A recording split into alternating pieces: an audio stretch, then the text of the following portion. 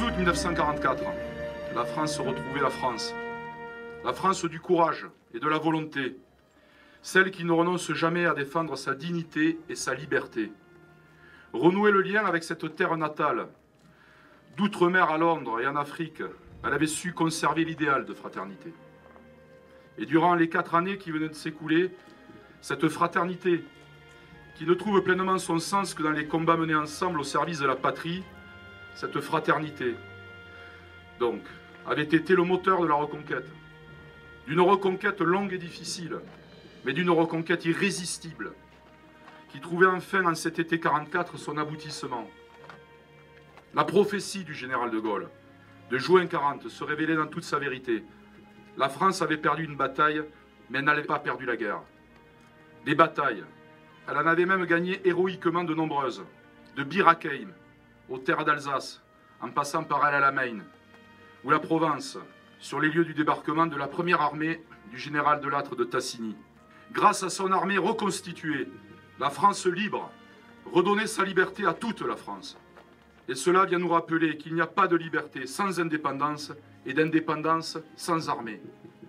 À Londres, la priorité du général de Gaulle était de créer une armée de France libre. En Afrique du Nord, de l'amalgamer avec l'armée d'Afrique. Et en France, de la fusionner avec les forces françaises de l'intérieur. Delattre lui-même écrira que l'âme commune de l'armée Rhin et Danube était née de l'amalgame intime et fraternel de 250 000 soldats venus de l'Empire et de 137 000 FFI.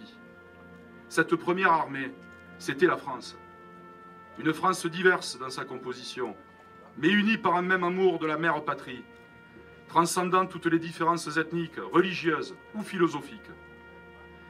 L'armée française de ce début du XXIe siècle en est la digne héritière.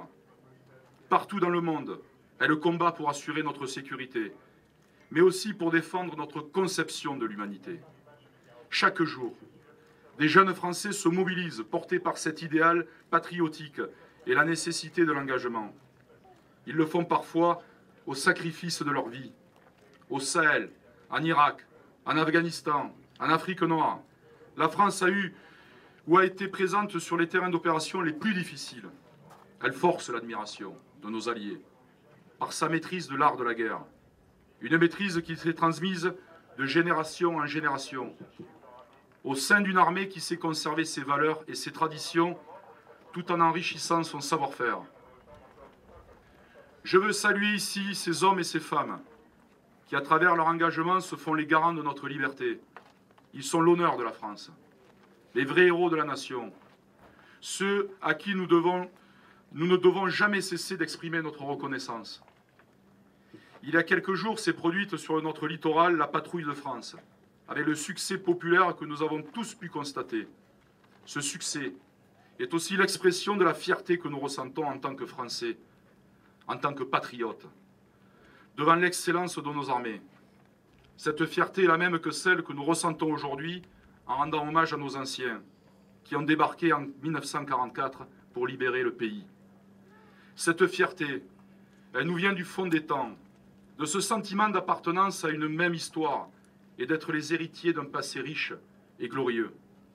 De cette histoire, de ce passé que nous avons en partage, nous sommes chacun d'entre nous les garants pour que nos enfants puissent à leur tour s'inscrire dans cette chaîne de transmission qui fait une nation.